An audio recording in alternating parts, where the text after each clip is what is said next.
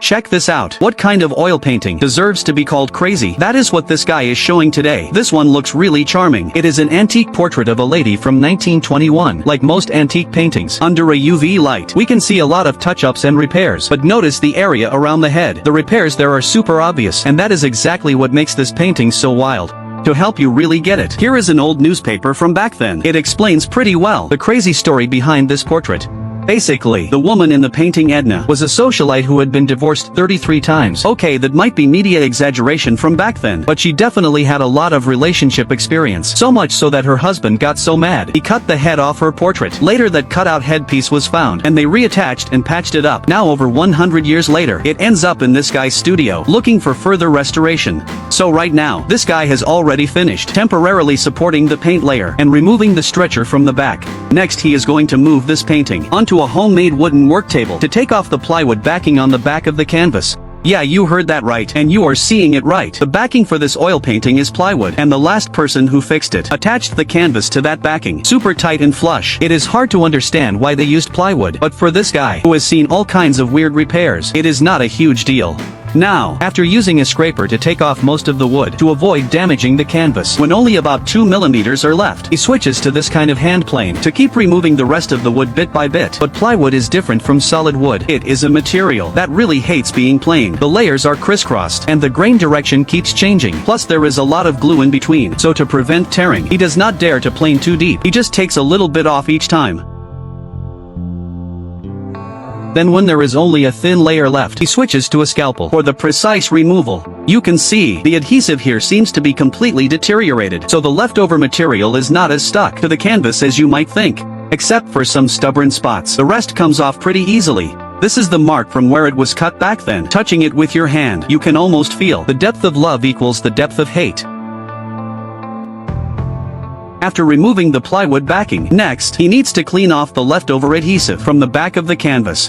Luckily after testing, this adhesive is water-based. It can be taken off easily with this hydrogel. If it were white glue or epoxy, maybe even the plywood removal would have been impossible. Now some people might ask, this leftover glue on the back looks pretty smooth already and does not really affect the front, so why go through all the trouble to get rid of it completely? That is because later there is a step involving heat and moisture and pressure to flatten it. That leftover adhesive could get reactivated during that step. If that happened, it would be a much bigger problem. So as a qualified oil painting restoration expert, he has to think ahead about a lot of things. So now, he will safely remove this Japanese paper that was used for temporary support to get ready for the next part, which is the super satisfying canvas cleaning.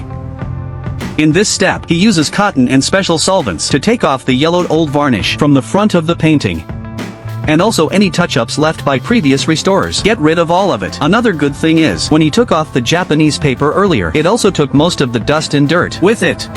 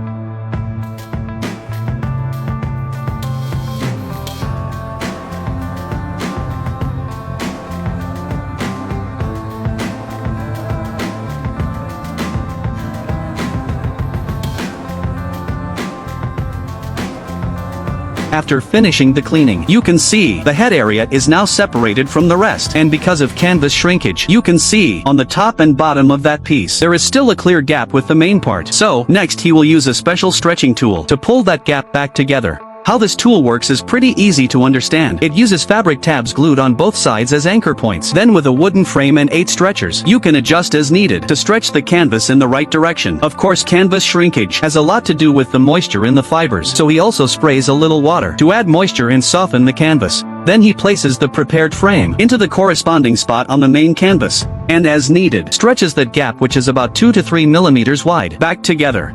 One thing to note, to prevent paint from flaking off or a sudden tear while carefully stretching, he has to constantly check the tension on the cords. And because it is stretching evenly, the tension on each cord needs to stay as balanced as possible. He can make a rough check by plucking the cords and listening to the sound they make. Finally, he needs to keep it stretched for several days to let the fabric dry and get used to the humidity. Then he can move to the next step.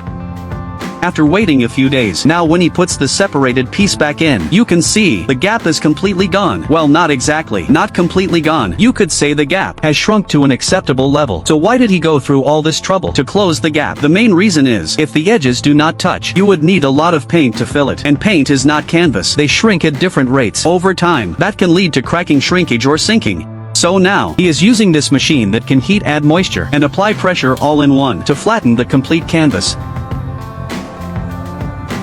After flattening, next, he will give the canvas a new backing, which is a sheet of rigid PT film and a big piece of Belgian linen. These 3 layers will be bonded together with heat-sensitive adhesive between each layer. And to make the bond even and smooth, he uses that same machine that can heat and press. Now with the new backing on, the next step is to fill in the areas where paint is missing. For that he uses the same kind of filling material made from vinyl emulsion and calcium carbonate. One thing to remember, this filler is only for filling in where the paint is missing, not like what previous restorers did, using filler and paint directly to fill a huge gap. We need to understand this difference.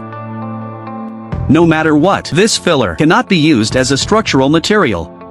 Now he cleans off the excess filler. Then, he can reattach the canvas to its stretcher. The stretcher is the original one because now that the canvas has been made into a sandwich with the backing, it is very strong and stable. At this point the stretcher is more just for support. It does not need to do the traditional job of adjusting tension.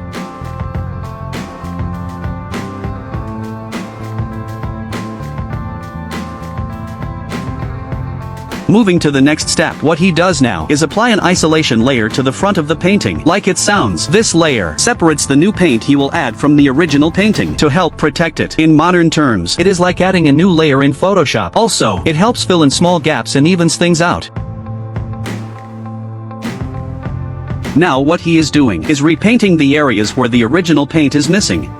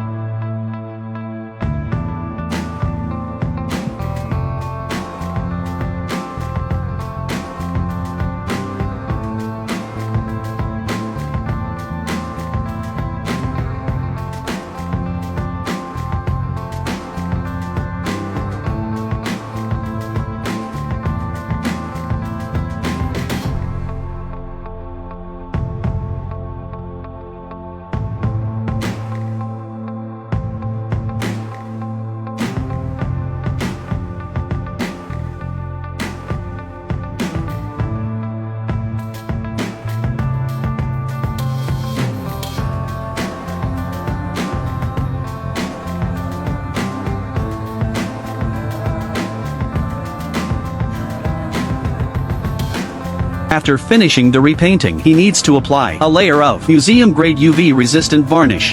So this portrait of a lady from 1921, full of love and hate, is officially restored. Now let's take a look and compare how this painting looked at different stages.